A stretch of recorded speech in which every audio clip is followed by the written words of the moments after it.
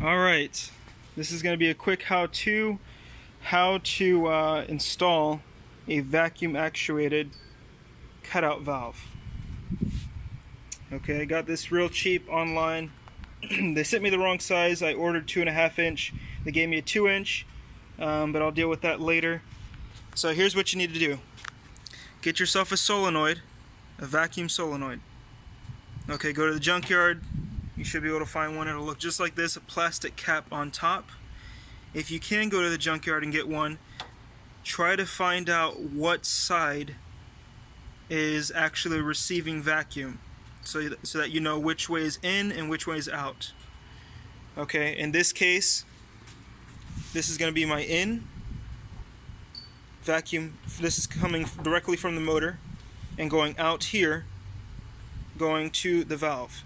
So this is just a quick mock-up to see if this part worked, because it's Chinese. I just wanted to see if it worked. So here's what I did. I looked on my car. This is a 2004 Nissan Sentra SER specV. I've got a vacuum line right there in the back. This vacuum line actually goes to the butterfly valves. Let's see if I can get a good camera angle.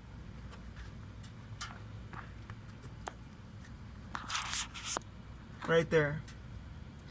So that line goes from the back of the throttle body, comes down, and this line will go to a little vacuum tank.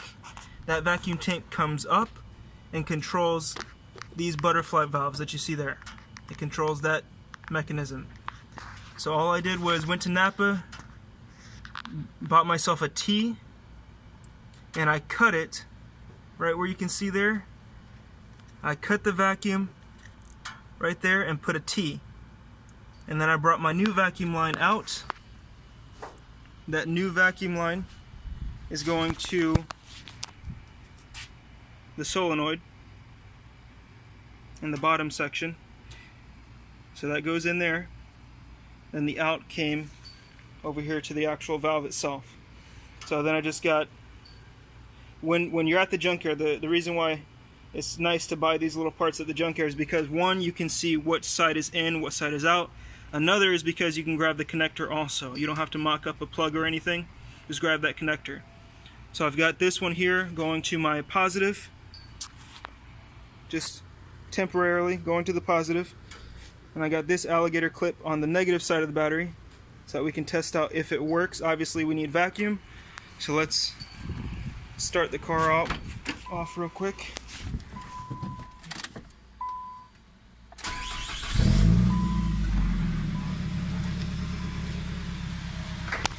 Alright, so now we have vacuum running to here, and you'll hear this solenoid popping. All you gotta do is touch it.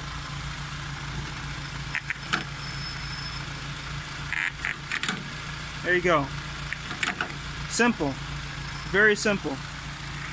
So now that I know it works, I can plumb the vacuum line underneath the car, going to the back of the exhaust, or wherever you're gonna have this installed, and then send this plug here to a switch inside the car. Good to go.